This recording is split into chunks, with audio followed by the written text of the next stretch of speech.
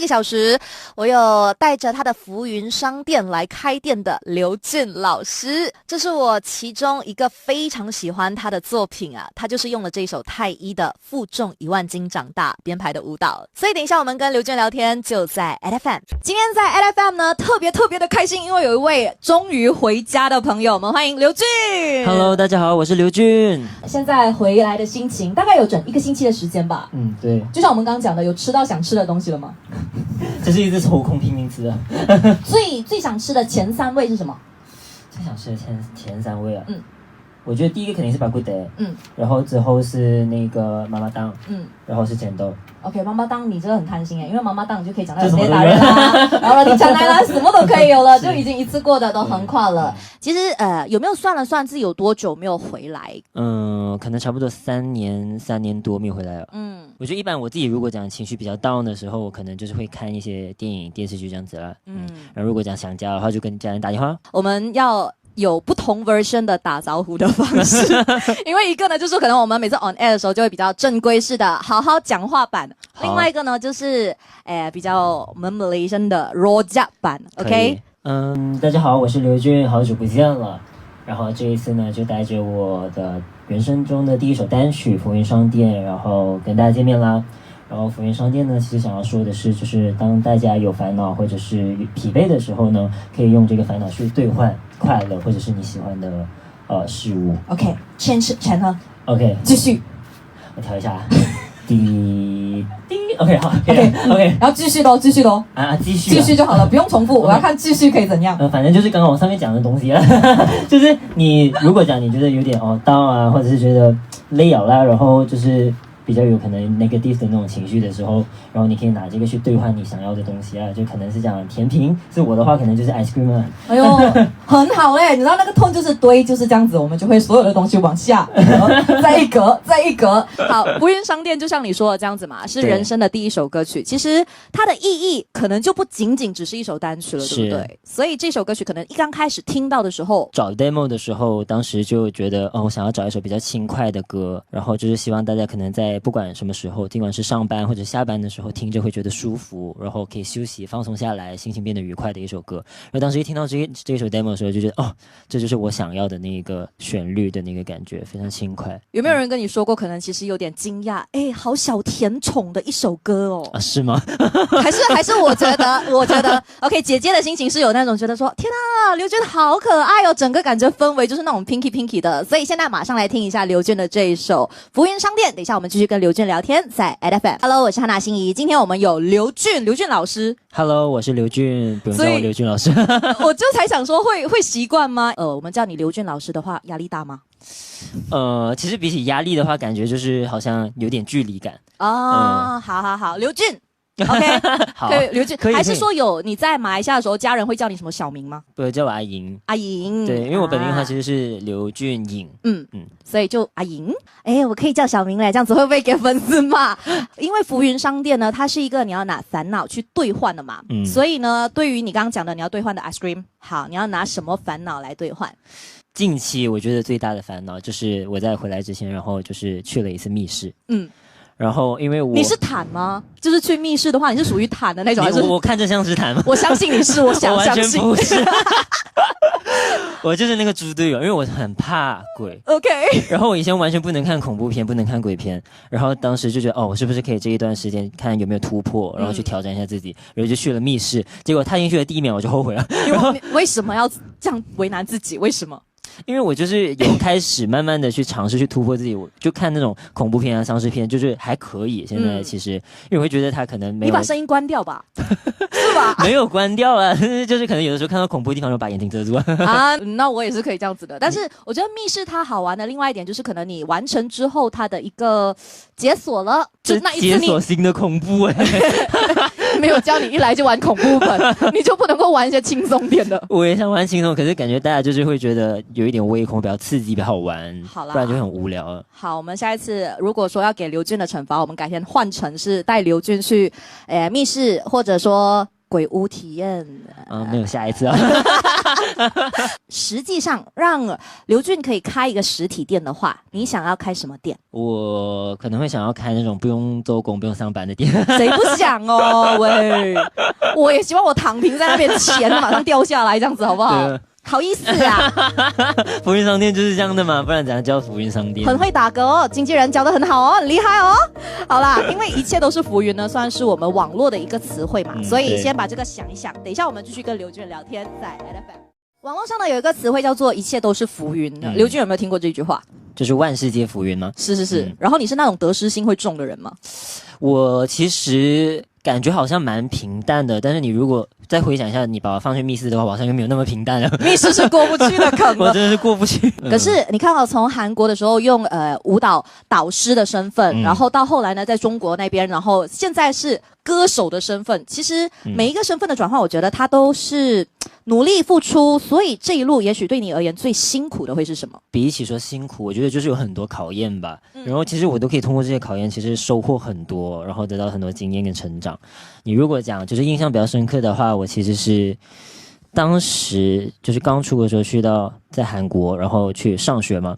然后我上学其实当时那个时间，他可能8点要到，然后7点半 stand by 了，然后可能上到下午1点这样子，然后才放学，然后可能我回去睡个2个小时到3个小时，然后我就要搭那个地铁去康南。上课6点到9点，差不多或者到10点的。就是我为什么要上完，是因为我买那个 unlimited 的那个卡，所以你就是不要亏，是不是？对啊，就不要亏，我就全部上完，我管它，就是学到是我的，就当然是这样想。对，真的是。然后我那时候结束之后，然后可能11点左右，我就接到那种就是老师的舞蹈编排，然后去帮他们编嘛。然后就到第二天早上可能要4、5点、3、4点可能算是早，然后可能你晚的话可能差不多要6、7点哦。然后就是结束了过后，我还要去赶那个第一个地铁，就是那个 first 的那个第一班的地铁，然后再赶回去学校要1个小时。因为你们会怕迟到，因为我那时候是拿那个奖学金上学，我如果迟到的话，我就没有那个奖学金了。算不算因为这样子，就让你自己可能在生活上、在工作的要求上，也是那种会把时间抓得很紧的人？我觉得是吧？就是通过那一段时间还蛮长，可能有1到2年这样的时间，然后其实通过那个也成长了不少。你先让我再回去，你再去体验一次，我感觉我都不一定能坚持下去。你确定你现在的工作量应该也可能一天睡个2、3个小时吧？但跟当时的那个有点不太一样吧，我觉得形式。对，教别人跳舞跟你自己学跳舞吧，你是那种属于对自己更严苛的人，还是对别人更严苛的人？我好像是对自己会更严苛的人，因为我会知道要求些什么东西，然后我只要能做到，我就会逼自己都做到。但如果是其他人的话，就是我会就是可能量力而为，就可以慢慢来，一步一步来，就没有那么着急，一定要现在立刻马上完成所有的目标，所有的条件。所以你有在舞蹈这件事情上，无论是教学别人哦，还是在自己的要求上哦，有发过脾气吗？就是可能为什么这个动作我一直做不好，我就不够好这样子？说实话，舞蹈的话其实特别少碰到这样的情况，可能因为但是以前就是武术的时候会有遇到过这样的情况，就可能比赛突然就是失误了，还是怎么样的话，就是会对自己生气，因为就毕竟可能你练了这个套路，你练了可能1年2年，你已经准备了很久，但是你突然比赛失误，就会觉得很可惜。你会耿耿于怀很久吗？倒是没有耿耿于怀很久，因为换一个角度思考，然后其实就会好。当下其实会觉得很down很失落，然后但其实你现在回想以来，就是会觉得当时其实你失败比成功你收获的更多。其实在不开心的时候呢，我们去福云商店换一个 ice cream， 对吧？我们等一下继续跟刘俊聊天，守着 LFM。这一次呢，我们在福云商店里头呢，看到刘俊的文案啊，其中就说呢，是希望可以用这首歌，让大家看到不一样的自己，就是更多一点不一样的刘俊。所以到底是哪一点？这刘俊可能吃也是容易胖的之类的。我倒是没有很容易胖，我其实很努力在吃，然后但是一直没有胖。我要走了。我觉得其实首先能有想到的，其实是可能大家对我老师的印象，可能会觉得就是比较苛刻、比较严厉、比较严肃的那一面。然后，但是其实看你的 vlog 就知道你还蛮容易被骗的，可以这样讲吗？就我总觉得在他的 vlog 里头，好像还蛮容易被就是大家讲的，他就信了，然后就。看上去很傻，没有，我觉得是一种单纯一种可爱，就跟大家也许对于刘俊老师的形象严肃这一点，你觉得是最大的不同的？就是我肯定也有严肃的一面，但是可能大家会觉得严肃是我的全面，对，所以我才想说，就是想要让大家看到更多不同面的我。好，3个词来形容刘俊自己哦。哈，我觉得这个应该用身边的人来形容吧。不要自己讲，因为自己讲的那个羞耻度才够高。羞耻度。赞美词，这是什么节目？什么叫羞耻度？没有嘛，就是因为，好，我说刘俊嘛，在我印象当中呢，就是一个非常努力的人，然后呢，他也对自己要求很高的人，还有就是呢，他真的白到发亮。OK， 可以去我们 IG 还有 Facebook 那边看一看，刘俊真的白到发亮。所以刘俊自己3个词。我想一想啊，第一个的话，我觉得应该是浪漫吧。但是我那个浪漫不是那一种，就是对别人的浪漫，可能是我做什么东西都很有仪式感的那种浪漫。可能打个比方，我看书的时候，我可能就是会，就是可能会点个香薰。哦，挺好的啊。对对，就是会有这样的仪式感。很好啊，那个氛围感要在。但是会不会香薰也太舒服？然后5分钟后那本书就合起来，我就睡着了。啊，那倒是不会。就如果讲太浓了，太香了，太就是吵到我的话，我就会把它吹灭掉。谢谢你让我回到了 OK， 刘俊是马来西亚人这件事情。我们等一下继续跟刘俊聊天，还有两个单词哦。所以第2个是什么？可能是热血吧。我还蛮容易就是冲动感，就打个比方，就是看运动会还是什么的时候，就特别那个情绪容易上来。然后像看 Olympic 还是什么的时候，很容易共鸣他们的那个情绪。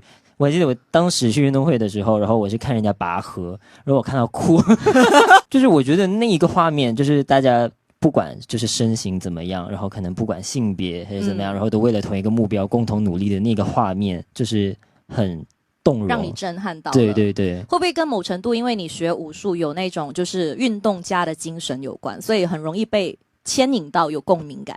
有可能吧，可能齁。好，我是那种如果在比赛的话，我就可能不看，因为我总觉得我支持的那队会输。哈，为什么？